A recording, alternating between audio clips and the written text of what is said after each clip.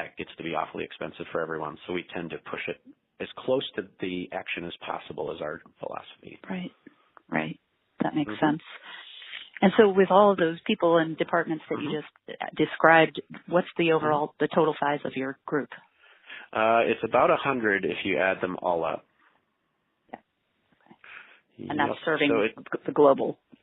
Yeah, that's serving 300,000. When you start looking at the regional subcomponents too, there's about 75 in the buckets I described. There's also a delivery team in each of the regions that plug into the global group, and they vary a little bit in size, but roughly 100 total. And it's with an audience of 300,000. Obviously, as you can imagine, that means we're not doing absolutely everything. We do an awful lot, but there's some things that are still left to a local hotel to figure out, because that's from a ratio standpoint. I know I was at the CLO Learning Elite Awards this year, and you'd start hearing about the staff sizes that some teams have, and it's a whole lot more than that if you're serving that many employees.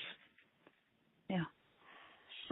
And when you mentioned that it's not just to generic trainers, but some people with special areas, are they dedicated to training, or are they folks that you pull from the line of business and they come in to do training sometimes? They work for me full time. And so every once in a while, we'll certainly partner up. When content is created, some might be so excited about a new food and beverage initiative that the chef wants to join the first couple classes. And, that's great. That happens all the time, and I like to see that. But the everyday delivery of these programs is delivered by our team. And then I've recruited folks over time. So people on our team were general managers or directors of sales or executive housekeepers or revenue managers. And so once in a while we'll see a traditional trainer, but oftentimes I'll try to bring people in from the business and then show them kind of the training and learning ropes, just because that functional expertise is something our hotels are they're very vocal about that. So I over-index on operational expertise of my trainers. Got it. Great question. So what would you say is the blend of operations and service versus sales and revenue management type things?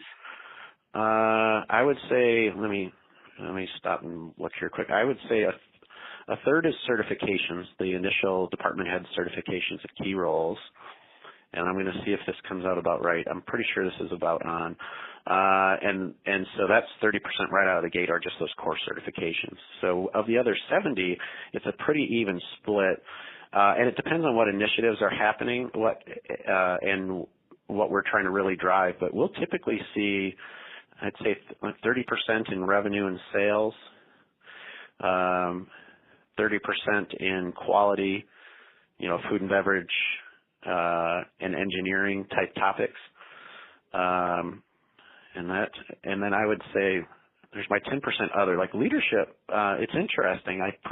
Because it's not always required, they tend to occasionally attend, but not consumed at the same pace that you see in other organizations. So I would say a good 10% standalone is just service. And another 10% is the other, like leadership, supervisory skills, basket weaving. We don't offer basket weaving, but there's a collection of things that might not just fit a clear bucket. And I want to sense check that with Warren and Dustin too. So Warren, I'm thinking it's about 30 on certifications, 30 on revenue sales, 30 on quality and engineering. That there's a big focus on clean in our organization, which hopefully you'll be happy to know if you're regular travelers. About 10% on service and 10% on the other. Does that sound about right, or should that be tweaked slightly, Warren or Dustin?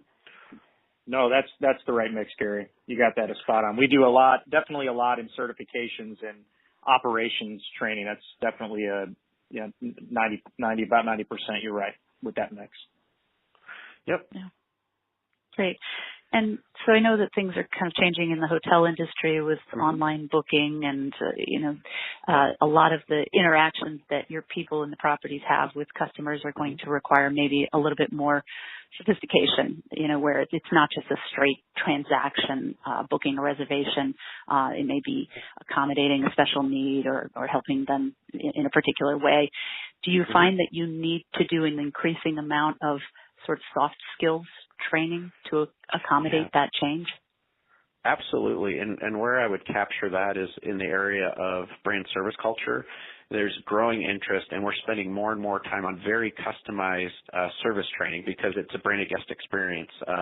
That's core, and as you know, nothing happens till it happens in a hotel, and it's our colleagues that are right at that point of contact with a guest that, especially when you first arrive and when you exit, those are such critical moments to get right, as well as their entire journey with us. And so, yes,